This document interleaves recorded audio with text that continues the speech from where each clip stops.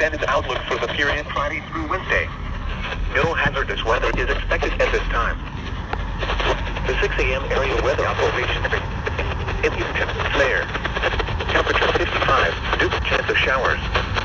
Not as warm with highs around 70. Humidity 97%. Atlantic coast through today. Tonight, safe limits to 2 knots.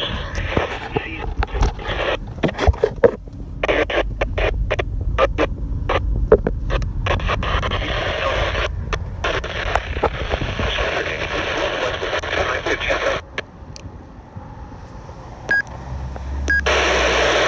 Around 2 feet near shore. Dominant period 12 seconds. Adjacent sounds and rivers light chop. Saturday night. Winds around 5 miles an hour. Fair. Wednesday night and Thursday, home. Appropriate action to protect life and property.